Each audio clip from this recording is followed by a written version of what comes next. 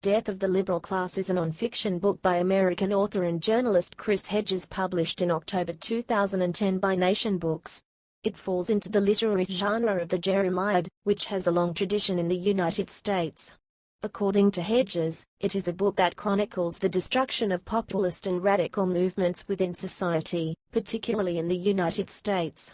Since these movements are the principal force by which democratic societies open up, Death of the Liberal Class argues that social movements, which provided all the true correctives to American democracy, have been undercut by corporate co-opting of the traditional liberal forces of the USA, notably the labor unions, press, churches, universities and the Democratic Party. The liberal class consists of the people who fill the ranks of these institutions, i.e., journalists, clergy, teachers, and politicians. Overview. Falling into the long American tradition of the jeremiad, Death of the Liberal Class makes a number of sustained arguments. As the critique of the so-called liberal class, its main argument is that a breach has now occurred between the liberal class and the radical social and political movements it once supported or sympathized with.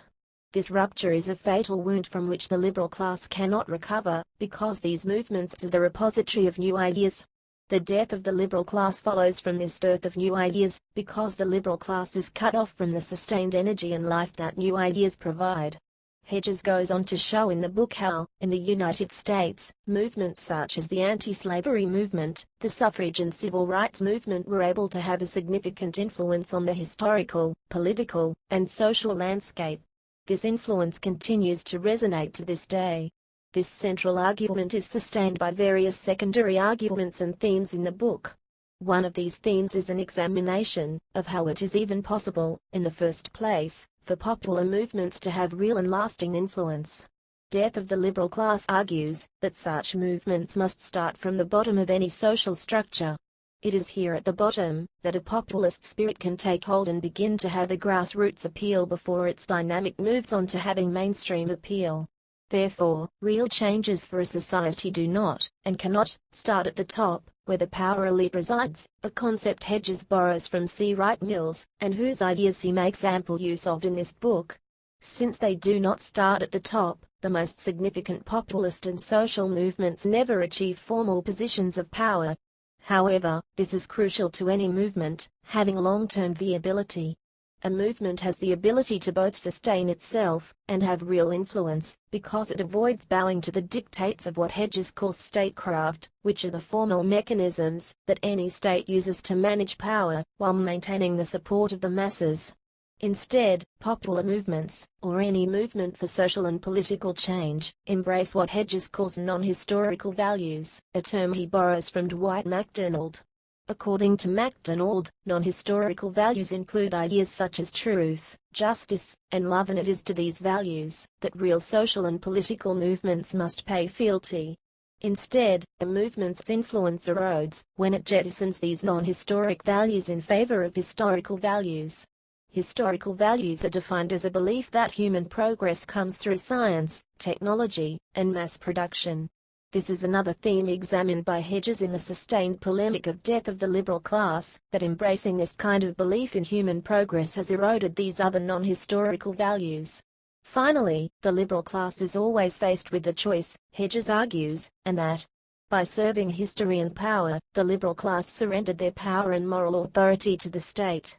It's an authority they cannot get back, because when the state holds these powers, it will not give them up without a mass movement making such demands. This restates an overarching theme of Death of the Liberal Class. According to Hedges, capitulation by the liberal class has allowed the takeover of statecraft by corporations who, now unchecked by an independent intellectual class and the popular movements that gave them viability, wield enormous influence in the legal, legislative, and financial centers of power. This corporate coup d'etat was accomplished in the United States, says Hedges, because corporations have no loyalty to a nation-state, especially those corporations that are multinational or transnational. Summary. Summarizing this book's trajectory, the liberal class plays a vital role in a democracy, and posits itself as the conscience of the nation. It permits us to define ourselves as a good and noble people. Most importantly, the liberal class offers a safety valve for popular frustrations and discontentment, by discrediting those who talk of profound structural change. Once this class loses its role, then democracy breaks down, and the liberal class becomes an object of ridicule and hatred.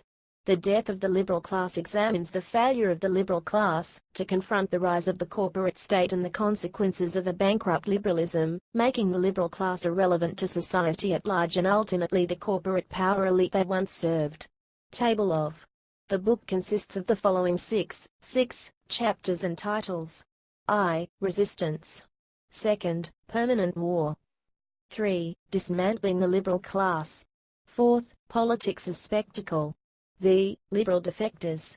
6th. Rebellion. The epigraph to the book is from George Orwell. At any given moment there is an orthodoxy, a body of ideas which it is assumed that all right-thinking people will accept without question. It is not exactly forbidden to say this, that or the other, but it is not done to say it, just as in mid-Victorian times it was not done to mention trousers in the presence of a lady. Anyone who challenges the prevailing orthodoxy finds himself silenced with surprising effectiveness. A genuinely unfashionable opinion is almost never given a fair hearing, either in the popular press, or in the highbrow periodicals. Movie. In February 2013, British filmmaker Temujin Doran released his film Obey, a movie based on death of the liberal class. Doran says the film charts the rise of the corporate state, and examines the future of obedience in a world of unfettered capitalism, globalization, staggering inequality and environmental change. The film is made entirely out of footage, found on the web, and is made